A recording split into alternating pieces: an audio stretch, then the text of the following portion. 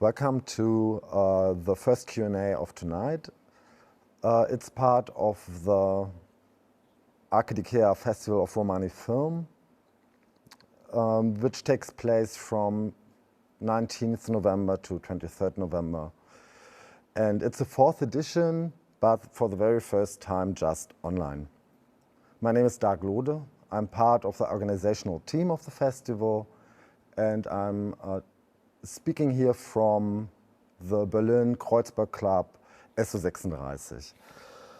I want to welcome Shaun Williams, who's the director of the film Zakarpattia, a documentary that follows wedding musicians and their everyday life somehow, and their reflections on their Ruthenian-Romani identities. It takes place in Transcarpathia. It's a western part of the Ukraine. If you have any questions for Shaun, don't hesitate to use the chat on Facebook or YouTube. I will pass them on to Shaun. Hi, Shaun. Where are you now? You are in Romania, aren't you? Yes, I'm in a small village in Transylvania. Shaun, you are a filmmaker and ethnomusicologist, and you are from Cincinnati, Ohio, actually. That's right. And that's how my first question is. This is somehow a long way to Transcarpathia, I would say. How did you get in contact with this region? What sparked your interest? Well, without making it too long of a story, in 2007, I was working no, until 2008, for several years, I was working as a videographer and documentary filmmaker. I had just finished art school in Michigan and was working on making films and also making music in my free time. And I was really interested in Eastern European music, which is sort of how I defined it at the time, Eastern European music. I was not aware of all the regional differences and ethnic groups and so on. And I was at kind of a point in my life where I thought, if I'm going to go abroad, this is a good time to do it. I'm relatively unattached. And so I became a volunteer in the US Peace Corps, and they sent me to Ukraine, which was exactly what I had hoped for, to go to Eastern Europe. And I taught English in a small village in Transcarpathia. So that was my introduction to the region. And I don't know if I answered your question completely, but the rest is history. I became good friends with the musicians that you meet in the film. Um, and after my 4 years of volunteer work, I was convinced that I wanted to study ethnomusicology. I wanted to do some kind of project with these musicians, about this region and its very diverse culture and um, musical heritage. And so yeah, the film that you've just seen was part of it was used as my master's thesis in ethnomusicology, and in general, the project kind of sprang out of my feeling that these friends of mine, these musicians, deserved some more attention from outside their little corner of the world, um, and I wanted to document something that seems to be slowly disappearing and changing. Yeah, changing. Put it that way. Wow, great! It's very interesting to know that that you met them first, and then you decided to develop a project with them. Maybe you can tell us a bit more about the production process itself. When did you start to work on the film? Well, yeah, the film, um, the production process was not ideal.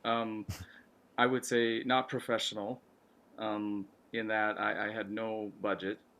I had whatever small grant funding I got from my university for research, and I used that to do basically all. I tried to film all the interviews that I did for my ethnographic research, with the idea that I could um, have a film to go along with the thesis.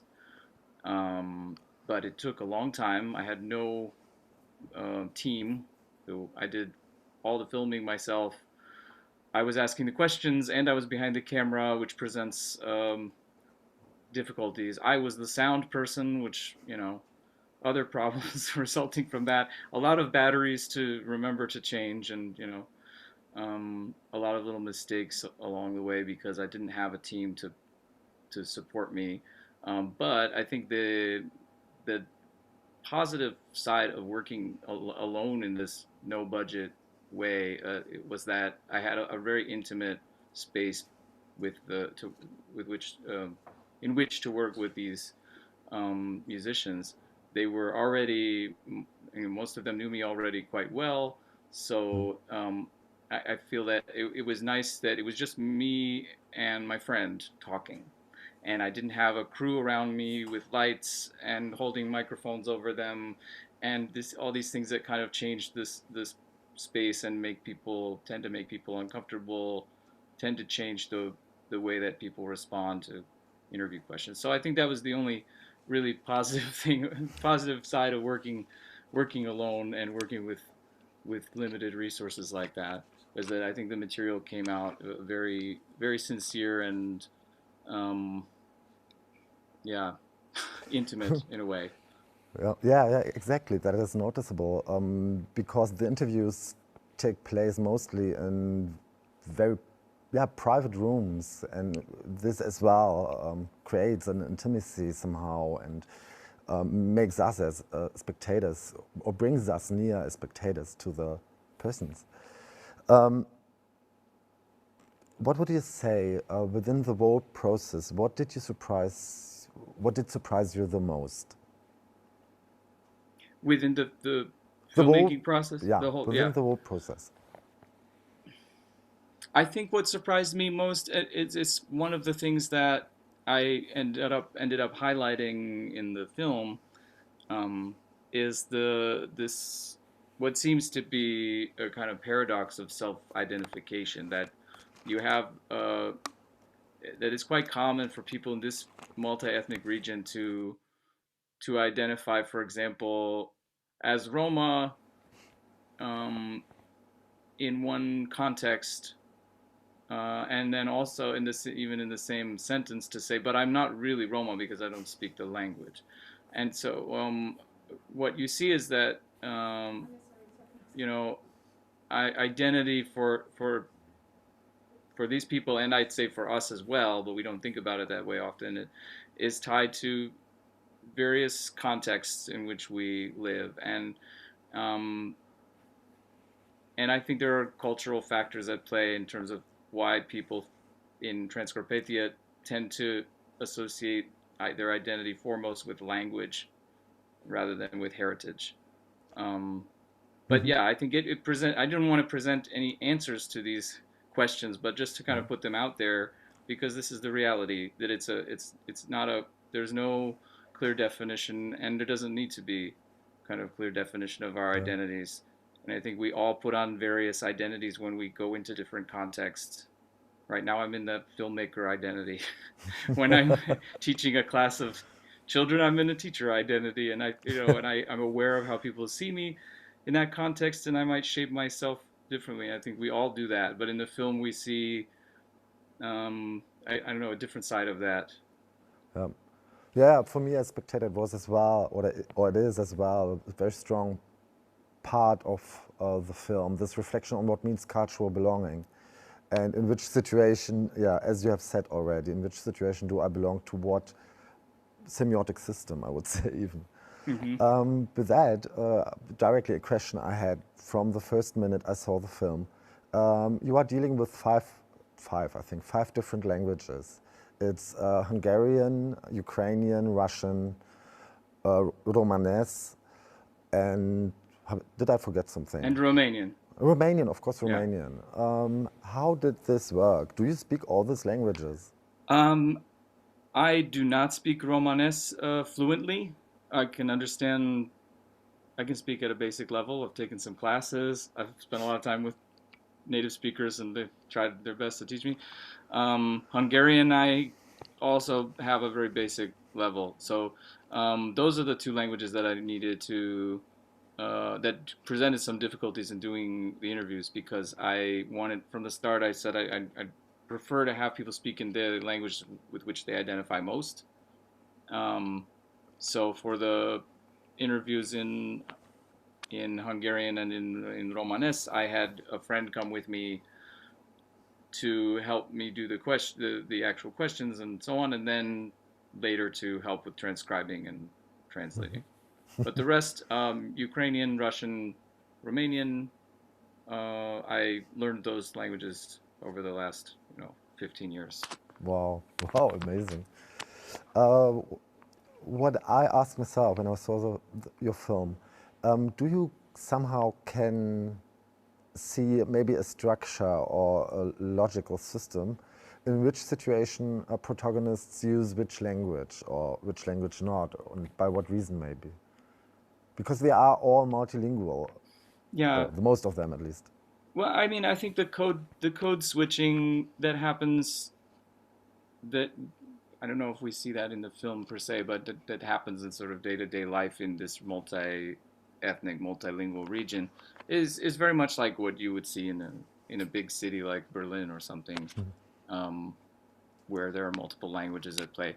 I mean, in general, I'm not sure if I'm answering your question, but in general, people try to speak the language that they think is going to be best understood in that context. So if they know that they're, and what we see in the film, or hopefully it's visible in the film, but what I've seen with these musicians is that they it's not only language, it's also the musical repertoire, it's also the way that they play music they will shape to the audience, because if they know they were hired by ethnic Hungarians, they're going to play ethnic Hungarian music, they're going to play in a more Hungarian style, they're going to speak Hungarian with their clients, you know. When if they go to Hungary to play a Romani festival, then they're going to be the Roma. They're going to embody that role in a way that they don't do at home usually, and they're going to try to perform a more Romani repertoire. So I'm not sure if that answers the question, but yeah, I mean, I think it's something that we all do in a way. We want to be understood, we want to be accepted, um, especially if it's if we're hired as musicians, Yeah. we want to make the client happy. So yeah, speaking a language they don't know is not going to be very effective. Maybe a question, last question towards this topic. How is this like from official side or the authorities? I suppose that Ukrainian is somehow the official language by the authorities. How is in public the dealing with this multilingualism in this region? Um, yeah, the official language in Ukraine is Ukrainian. Um, in much of the country of Ukraine, Russian is a second language for many people, first language also for many people. Transcarpathia or Zakarpattia is really a unique region, as I think is clear from the film, for historical reasons. It was part of Czechoslovakia, it was part of Hungary, it was a part of Romania, and no other part of Ukraine has, checks all those boxes in terms of historical um, attachments. So I think the authorities don't really know what to do with Transcarpathia in a way because it's much more common there than in other parts of Ukraine to speak two or three or four languages. And officially, to answer part of your question, officially in Ukraine since independence in '91, um, I think it's 10%. If 10% of the population speaks a particular language, then the government will provide a school in that language or provide some amount of schooling in that language.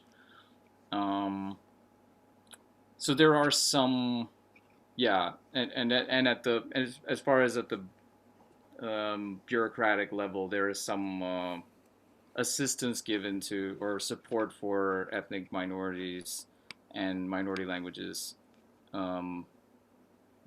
I don't know if it's probably more so than in the Soviet Union. That's my impression from musicians. But yeah, I'm not sure I answered your question. No, no, I mean, perfectly. Shaun, I'm so sorry. Time is over already. It was really a pleasure to talk to you. And thank you very likewise. much for your very interesting insights to your film and the topic itself. And thank you very much for having me. It's really You're nice to very talk with you. welcome. You still can find Zakarpattia on our streaming platform until the end of the festival on Monday, November 23rd. And moreover, we have a kind of a voting tool because besides of the official jury award, we want to award as well with the voting from the audience one special film. This award ceremony will be on Monday. After having watched a film, you will get the opportunity to rate it. Please do so, because with that results we can, award this film. In a few minutes, our next film will be available on our streaming platform. It's The Deathless Woman, a documentary by British filmmaker and artist Ross Mortimer. As well with her will be the second Q&A of the night at 9:40 on YouTube and our Facebook channel. So stay tuned.